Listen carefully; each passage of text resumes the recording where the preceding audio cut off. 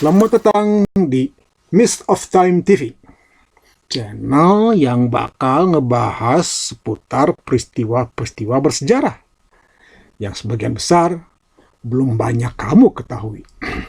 So, stay tune terus di channel ini ya. Episode pertama ini akan ngebahas hal ihwal sejarah rempah-rempah Nusantara serta pengaruhnya terhadap praktik kolonialisme Indonesia di kemudian hari. Oke, are you ready? Sejak awal Masehi, Kepulauan Nusantara sudah terhubung dengan perdagangan internasional. Ini terbukti dari penemuan arkeologis berupa sisa-sisa pemukiman dari abad ketiga di lahan Brawa di situs air Sugihat, pantai timur Palembang. Para ahli berpendapat bahwa kemungkinan besar penghuninya telah berlayar hingga ke Funan di selatan Tiongkok. Perdagangan internasional tersebut berkaitan erat dengan perdagangan rempah-rempah dan komoditas dagang lainnya yang berasal dari Kepulauan Nusantara. Beberapa penemuan bahkan mengindikasikan jika persebaran rempah-rempah Nusantara sudah meluas ke barat sejak ribuan tahun sebelum Masehi.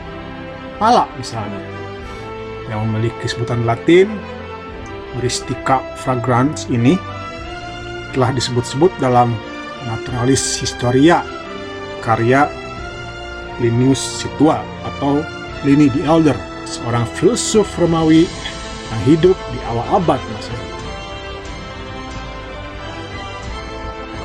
Ajudi Mariarja, guru besar UIN Syarif Hidayatullah, juga menafsirkan jika jalur rempah-rempah sudah ada sejak 3000 tahun sebelum Masehi yang menghubungkan hingga Mesir kuno, dan dari Mesirlah bangsa Yunani dan kemudian Romawi mengenal rempah-rempah Nusantara.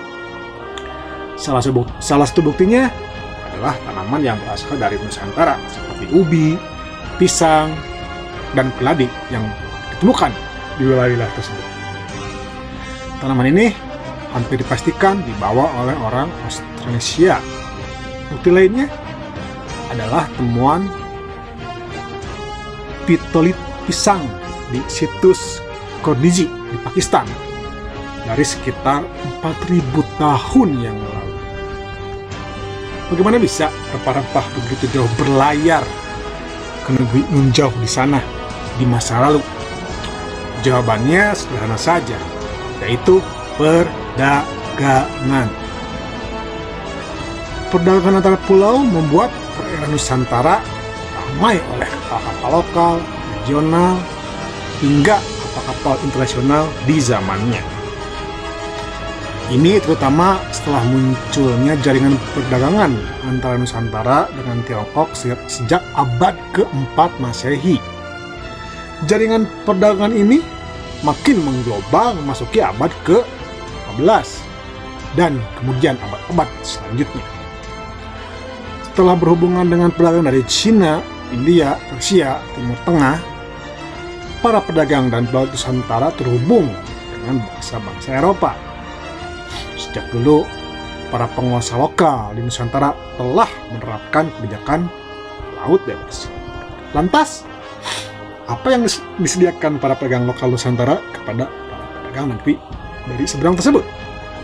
Tentunya barang-barang yang tidak tersedia atau tidak tumbuh di negara mereka, dari hasil hutan, kebun, satwa langka, hingga logam mulia. Salah satunya, dan ini yang paling diburu hingga berabad-abad kemudian, adalah rempah-rempah.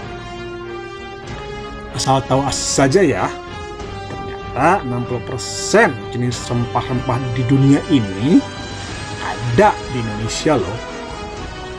Karena itu, jalur perdagangan laut yang menghubungkan bandar-bandar Nusantara dengan pelabuhan-pelabuhan India dan Cina disebut jalur rempah, atau bahasa Inggrisnya Spicy Road. Aktivitas perdagangan ini pada gilirannya memunculkan sejumlah kota pesisir di berbagai bandar di Nusantara. Lahirlah kota-kota kosmopolitan di zamannya, yang dipenuhi oleh orang-orang dari berbagai penjuru dunia, dari Persia, Arab, Gujarat, India, Bengali, Tiongkok, dan kemudian bangsa-bangsa Eropa di permulaan abad ke-16. Dalam konteks budaya maritim, di kota-kota bandar inilah semua bangsa diterima kehadirannya dengan sikap pluralisme.